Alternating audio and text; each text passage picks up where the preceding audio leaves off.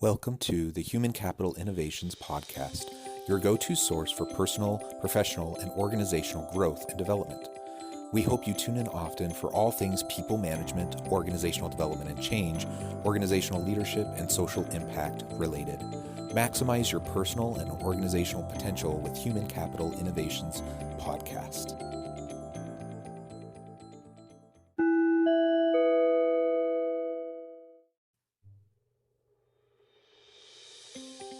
Welcome to the Human Capital Innovations Podcast. In this HCI podcast episode, I talk with Dr. Scott Anderson about working with executive teams to drive successful organizational change initiatives.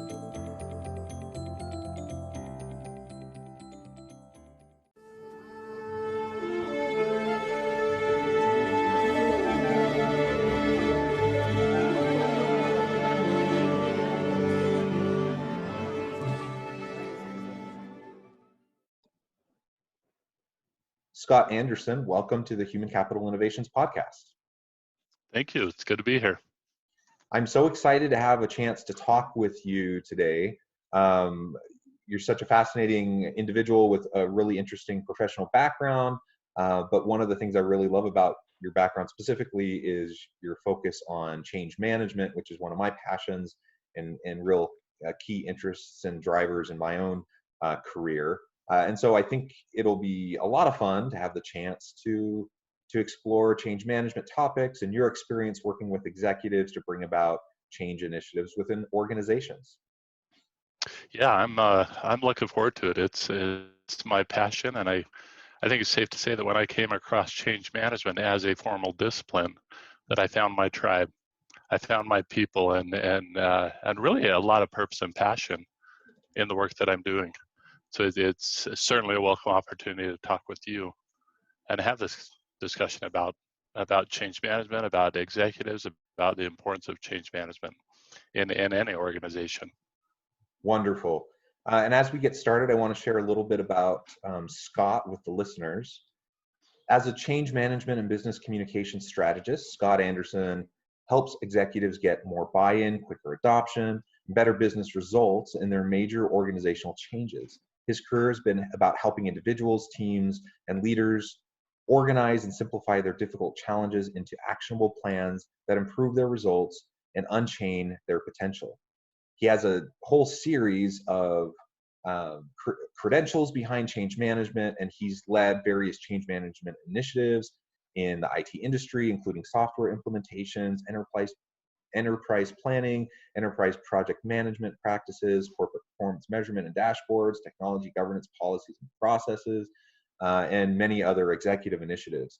In addition to change management, he's also experienced in executive communications, business and professional communications, performance management, training development, the IT industry, et cetera, et cetera. I could go on and on and on because you have such a fascinating background. Before we get started, Scott, anything you'd like to add to kind of your background and your framing of the world? You know, I think it's interesting because I've looked at what is it that makes me.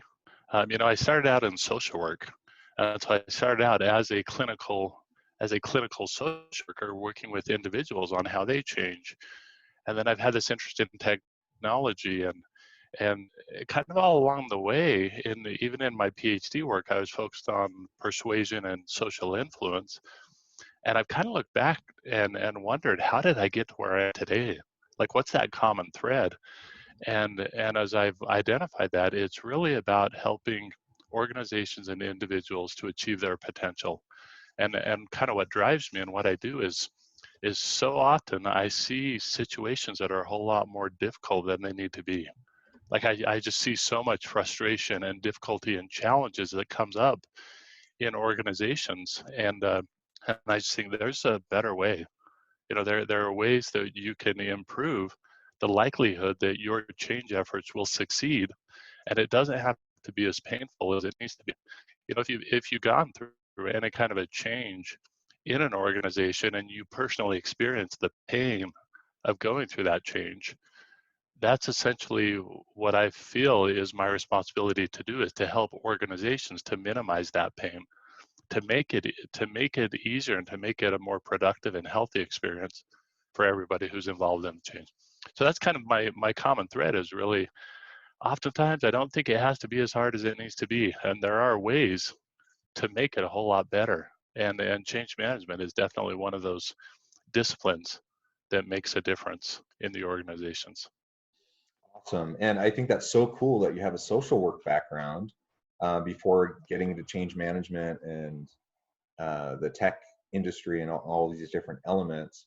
My PhD's in sociology, and so I'm not a social worker, but similar kind of natural kind of leanings and tendencies.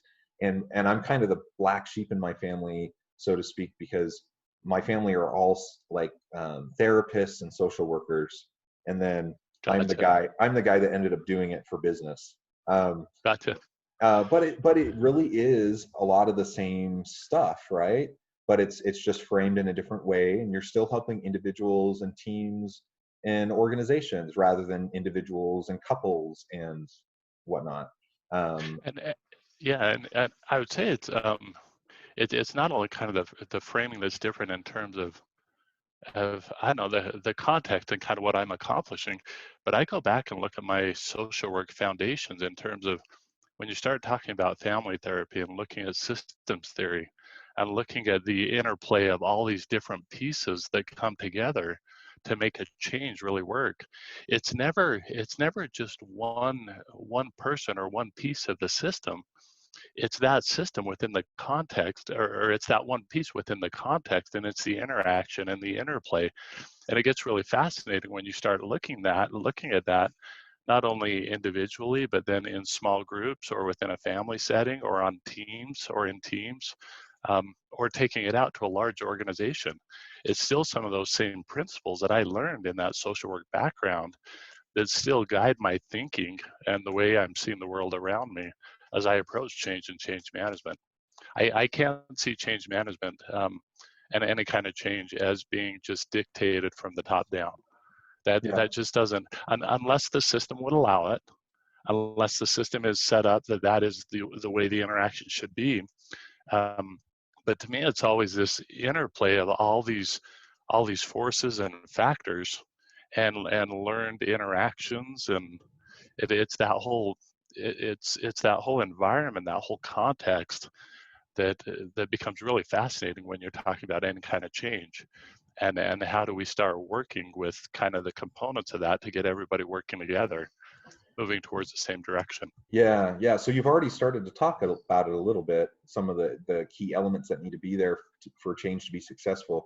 But if you're going into an organization and you're talking with an executive and there's this big change initiative coming down the pipeline, I mean, most people, it's human nature for people to be resistant to change for a variety of reasons. And so you might be facing resistance from the executive team themselves, but certainly there's going to be resistance at some stage, with people in the organization. So how do you talk through resistance to change and successful setup and implementation of the change initiative with the executives as you're starting things out so you can drive success of the initiative? Yeah, and it's a really interesting question, and I think that the answer is almost embedded in the question, because just the fact that you're talking with the executive, there's been a lot of research in, like, I come from a background that's associated with Prosci, and Prosci is a company that's been around for about 20 years, and they've done about 10 longitudinal studies at this point, looking at how organizations go through change. One of the consistent findings that they've had is that the number one contributing factor to whether or not a change will succeed is active and visible sponsorship. And then it's actually interesting because sponsors, executive sponsors, are on what we would call kind of the naughty and the nice list. So they're on the side of when things succeed, the number one factor was that you had that sponsor who was active and visible. But also, when people are asked about projects that failed, that didn't succeed or didn't achieve what they intended, and then they're asked why, the number one reason is we didn't have that active and visible sponsor. So I think that's the very first place it's got to start. Just even having that access to that executive sponsor who's going to care enough about it to get behind it and make whatever the change is work. You've got to have that. That is absolutely critical, and it's critical enough that for me in my own personal interaction, that's the very first question that I'll ask is, who is it that's behind this? Who is it that's really pushing for this change to happen? And if I can't identify a clear sponsor, I'm usually pretty cautious about engaging, because I know that it's just that big enough of a success factor that if it's not in play, and if you don't have that sponsor in place, the likelihood of your success just went down tremendously. It opens the doors to some uphill battles that I personally don't want to have to fight. So I think that's the very first thing that we've got to do is get in and teach these executives what their responsibilities are in leading change, to realize that they're really the ones who are setting the tone. And what I find with a lot of executives is their initial response to change management is that they're a little hesitant to buy into it, that they look at it and say, well, that's one of those soft skills, I'll reach out to the communications people to take care of that, or can the training team take care of that?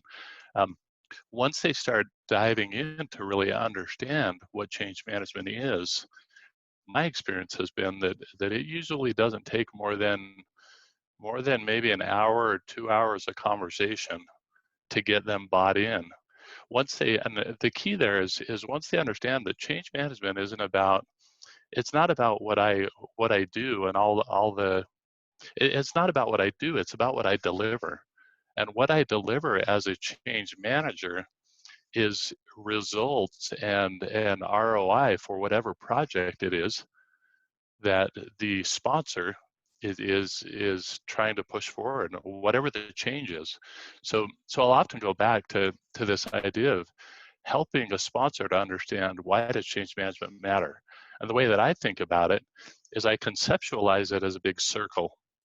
And if you take that circle and then say, okay, all of the benefits that we hope to get from this initiative, this change, this project, whatever it is, let's just imagine that all of those benefits are inside that circle. Now, with that being the case, and this is kind of the magic question that I like to ask is, what percentage of those benefits depends on people changing how they work? So once I ask that question, oftentimes executives, managers, people across the board will come back and they'll say, it's usually like 70%, 80%, 90%. You can have the best system, you can have the best technically correct solution to a problem, but if nobody uses it, it's not going to provide you anything. You're not going to get the ROI that you want. So that's where I bring it back to that question and say, okay, so how much of it, what percentage of all that success actually depends on people changing how they work? And then once I ask that question, I think it really opens people's eyes to say, wow, it really is a large portion that's dependent on people getting on board with the change. It's dependent on bringing people along and helping them to be successful in making the transitions that they need to for that change in the end to be successful. Usually, as a little side note, it's always fun with that exercise to go ahead and draw a line through that circle that would indicate about where the 80% is or the 70%, and then just to rhetorically ask, so where do we spend most of our time and resources? Because oftentimes they'll come back and they'll point at the remaining 20% or 15%, and it just highlights the inequity oftentimes in where we really spend our resources. So I'm a huge advocate of saying we have got to get the people on board. And the reason we do it is because I want to achieve the ROI on this project. I am business driven and business results and outcomes focused. And I know that the way that you accomplish that is you get the people on board with the change. And that's how we make a real difference to the organization, to the bottom line, whether it's a mission driven organization or whether they're driven by a financial ROI. It's the same thing. You do it by bringing the people along in the changes with you.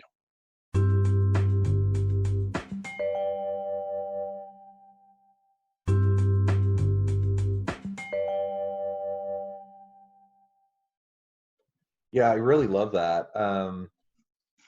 Creating buy-in across the layers of an organization with a champion, with an executive champion, or ideally even the whole C-suite team Yep. to drive the change. That's so vital. It's not easy to do, but if you take the initial steps, if you lay the groundwork and the foundation for it, it takes some effort up front, but it'll pay huge dividends down the road. I'm sure you probably have some examples earlier in your career where things didn't go quite the way you'd hoped. I know I've had those types of examples too. And almost always when I look at some of the, I think of one in particular that happened when I was consulting with an organization maybe 15 years ago.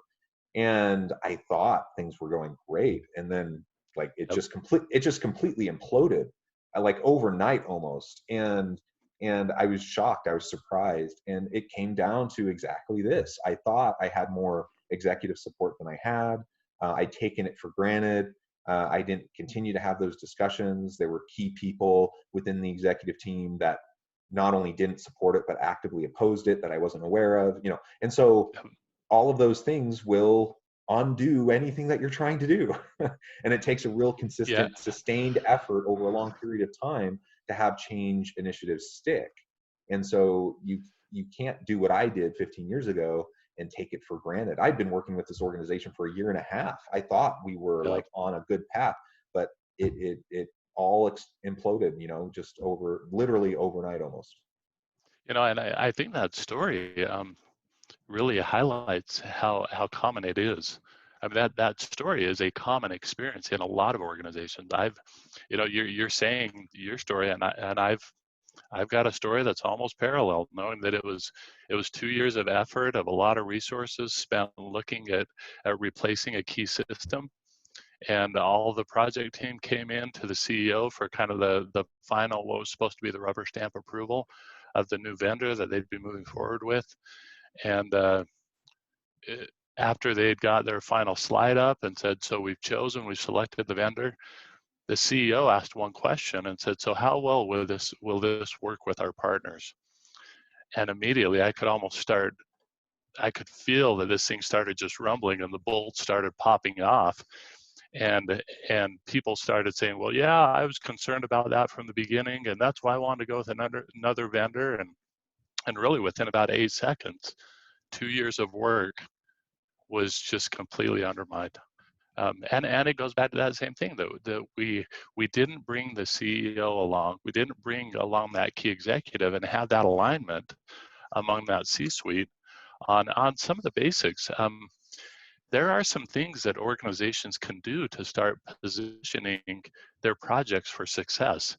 And one of those things that they need to do right from the beginning is to establish some of the basics. And I look at those basics as being able to answer the questions of like, why are we doing this change? Why are we doing it now? One of the key elements is also, what is the risk of not making this change? But I find that times in working with executives, they have a vision for the future, and it's a vision that gets a little fuzzy around the edges. And so as a change manager, I feel like my job is to come in and to help them start crystallizing defining a little bit more what that vision is by encouraging them to come up with some of those really concrete talking points to say, why are we doing this? And again, why now? What's the risk of not changing? What's going to happen to the organization if we don't make this change? So I think that it's the executive leaders who have a real responsibility to ensure that they're setting their project up for success from the beginning by driving some of these key high-level questions of what is the whole purpose of this particular change within our strategy, and kind of that big high-level, big picture thinking stuff that they're really well positioned to bring to the conversation.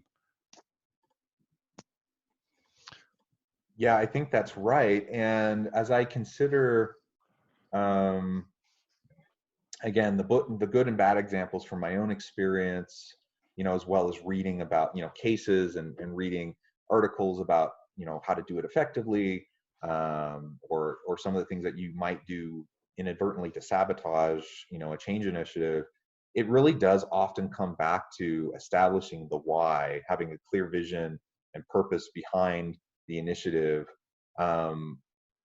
because that is what will resonate in communicating the why and the ROI back to the executives. That's what they're most interested in. They want to know, how is this going to help us do our work better? How is this going to help the organization serve our customers better? All of those are the types of questions. And sometimes we think, well, this is just a better process. Like this will just make people's lives easier. And that may be an interesting why to us, or maybe we do see a process problem, or we see some issue, but the disruption caused by the change initiative and the fact that 75-80% of change initiatives fail, it makes leaders question: is it actually worth it?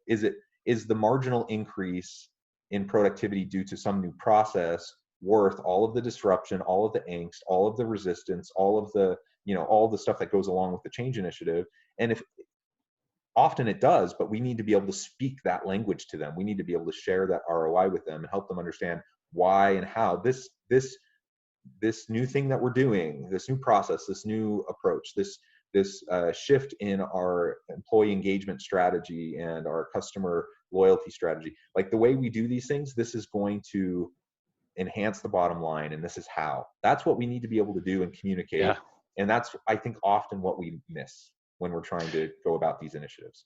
Yeah, and it's interesting if you look at the again, going back to some of this research from Prosci, they've gone out and asked the question of why is it that employees resist change in an organization? And the number one reason that comes back, the top of that list, is because employees lack awareness of the understanding of why we need to make this change. So that is the number one reason that employees are not getting on board with the change. That's the number one reason that they're resisting change, is because nobody ever sat down and explained to them, this is why we're doing this. This is why this matters, and this is the business need that we have that's driving this. Now I know with that there seems to be that starts entering into the realm of how comfortable a company is being transparent with what's going on. So you may have a super, what Cotter calls this urgency. The very first step in making any kind of a change is you've got to establish this sense of urgency. There may be some organizations that in the background, they're looking at their financials and recognizing that they're going to be in dire straits shortly. And they may not have the cultural values where they want to share that with everybody and say, you know what, this is what's going on. Here are our financials. They may not want to disclose that. And then they just keep going down the line without sharing that. And then it hits that all of a sudden they're no longer an organization that can continue to function, but they didn't bring their people along. And then all of a sudden the change seems sudden, abrupt, people are let go, and it was a surprise. The people had no idea where it came from. Other organizations have this kind of more open approach where they don't mind just sharing what the financials are. They don't mind saying, okay, organization, here's where we are. COVID-19 has brought some changes in organizations. You look at the pandemic and what that's done, and a lot of organizations have had to really look hard at themselves and processes and say, how are we going to do this? We're taking a financial hit. The question that I have is, are they letting their organization understand that? And that's a very compelling why. That establishes a sense of urgency. If you go and say, you know what, honestly, we've had a drop in revenue, and we as leaders, we don't have all the answers. We are in uncharted waters. We're in unprecedented times. We are trying to do the best with what we've got, and there's nobody better positioned than these executives to be trying to figure it out, but we don't have the answers. So I think if there's even that level of transparency of trying to help people understand why are we making these changes, that's one of the first steps in bringing the entire organization along and overcoming that initial resistance that employees might have to a change that's coming. Yeah. So I'm an advocate of transparency, especially when it's genuine, and it will drive that urgency to say we've got to make a change. Yeah, I agree. My bias is definitely towards transparency and over communication as the default. um, Yes. and and and that will help you drive the why behind whatever you're doing to employees across the organization, which is so key. Maybe in our last few minutes, we can talk a little bit more about kind of the stages that organizations go through in the maturity cycle. You have new startups. They might grow. They go through an initial period of growth, but then sometimes they'll just hit the runway and they'll just take off and have some pretty huge growth over a short period of time. I once worked with an organization that was a family-run business for the first 50 years of its existence, and then all of a sudden it decided to expand, and they brought in investors, and they went to a national model very quickly, and they grew from like 200 Yep. employees to 5,000 employees in just a few years. So when you have that kind of an environment, you're going through these stages of organizational growth and maturity. It causes its own set of challenges when you are a change agent trying to drive these change initiatives. Any thoughts on that, and how you might approach a small startup differently than a kind of a medium-sized business or a rapidly scaling business or a more mature organization? Yeah, yeah, I love that question, and I love it because it speaks actually to my experience with organizations that I've worked with, and also with where I am currently.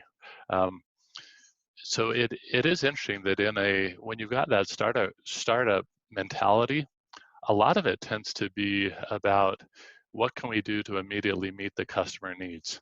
Like what's the quickest thing that once we hear they need something, let's turn around and get something out the door really quick to meet that need as quickly as possible. It's really common then as you start kind of expanding and growing that you start seeing that those practices just aren't sustainable. And they're not sustainable on a couple of fronts. One of those fronts is that you start duplicating on the back end some of the solutions. So I'm thinking of one organization where it's a situation where we have people who are serving so many different customers. And let's say, for example, they were looking for, in the IT space, they were looking for an application that could help them with their calendaring. And so one person says, great, let's build a calendaring app. And then somebody else in another space builds another calendaring app, and somebody else builds another one. And then internally, you end up with 9 or 10 different calendaring apps that really could be doing the same thing. Um, but they could be consolidating on the back end, but instead they're accruing this technical debt. So you just see that just over time, there's a natural push that says we have to start consolidating. We have to start bringing a lot of these processes together. We have to start putting in some standards and standardizing. And that to me is really where change management kicks in. The change management in a small organization, given that it's a small organization, you're going to be a little more nimble and a little quicker to be able to move around. But as you start expanding to hundreds of people and then thousands of people, you want to still retain that organizational agility, but the skill that it takes in terms of the resources and the ability to do that, um, it's the scale is much larger when all of a sudden you're talking about thousands of people that you need to be able to turn on a dime, as compared to if you got 20 people in a corporation. That becomes one meeting to get everybody on board if it's the 20 people organization. But if it's a 20,000 people organization, that all of a sudden goes back to this systems approach, where you've got to have all the different parts that are ready to go, that understand their function. So it's teaching the executives what they need to do in change. It's teaching the mid-level managers and supervisors what their role is in change. It's teaching the frontline employees what their role is in change. So it's that would be probably the biggest transition that I see in looking at kind of a smaller organization. The change efforts are going to be a little more manageable because you can have that high level of communication among the group. Um, as you start moving to more of an enterprise change management discipline, then it becomes looking at that more holistic system and talking about what can we do to start equipping each of these areas of the system to be successful in what they need to do for the entire thing to work together. So I don't know if that directly addresses what you were saying, but it's other than saying it's the scale, the magnitude, it really is different as you're moving. There are a lot of growing pains that are associated with going from a small startup to a large sustainable organization. And I believe that change management is one of those things that if somebody can get along okay as a smaller organization without it, it becomes even more crucial and critical the larger the organization gets to be able to make sure that you can get everybody moving in the same direction and develop that agility to respond to whatever the environment is bringing. Wonderful. I love that answer. I really love the entire discussion today. We're about out of time, which is unfortunate because I would love to continue this, and perhaps we can continue the discussion and explore these topics further on a future episode. But before we close today, I want to give you a chance to share with the listeners how they can get connected with you and how they can learn more about what you're doing in your work. Would you mind sharing just a little bit? Sure. Yeah. No, I'd love to do that. Yeah. First, I would say, by all means, look me up on LinkedIn. Sorry, I apologize. I've got one of my kids in the background there. I'd say look me up on LinkedIn. It's Scott Anderson. I'm currently with Western Governors University. Feel free to connect with me there.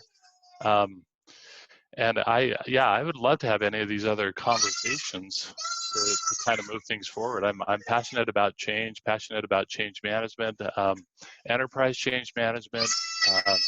There are so many components that go into it. So I would certainly welcome the chance to talk further and welcome connecting with others. Wonderful. And I know what it's like. I have lots of kids around my house too. It's just the way it is right now. But those are happy noises. So yes, they are. Well, it's been a pleasure talking with you. I encourage listeners to reach out to Scott. Truly a great background and experience. And I think there's lots we can learn from each other as we try to help organizations become more successful. So thanks, Scott. It's been a pleasure. And I hope you have a wonderful rest of your week. Likewise. Thank you. Appreciate it.